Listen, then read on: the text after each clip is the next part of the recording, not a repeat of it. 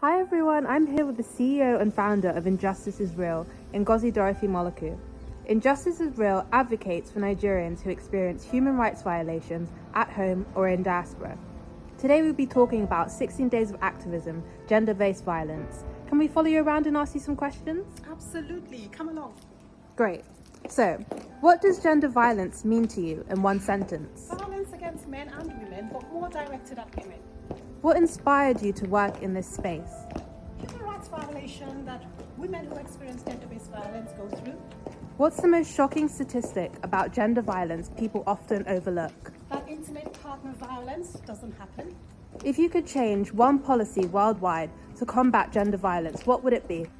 Make intimate partner violence illegal. What's the most important thing allies can do to support survivors? Believe them. How has the conversation around gender violence evolved over the past decade? It's evolved. There's a lot more awareness. What's the biggest misconception about gender-based violence? That intimate partner violence doesn't happen. What's the most impactful project your organisation has worked on? We're currently working on one at the moment, and that's empowering women to know their human rights, to know when their rights are violated, to know how to document, to know how to report, and to know the next steps to take.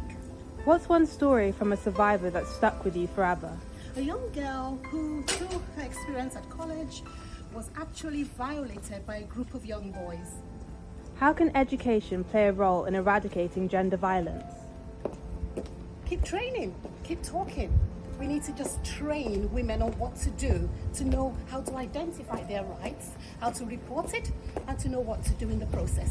What's one cultural norm that fuels gender violence and needs to change? That men are more valuable than women. How do you manage the emotional toll of addressing such a heavy topic daily? It's emotional, but we have to keep at it. The more we talk about it, the more we highlight it, there will be change. What role does social media play in combating or perpetuating gender violence? It spotlights gender-based violence. If you could speak directly to perpetrators of gender violence, what would you say? Stop, or we're coming for you. What's your hope for the next generation in the fight against gender violence? That they would know how to identify their rights and know what to do in the process when their rights are violated, particularly those who experience gender-based violence. In one word, what does activism mean to you? Change. Thank you so much for talking to us today about gender Thank violence. you.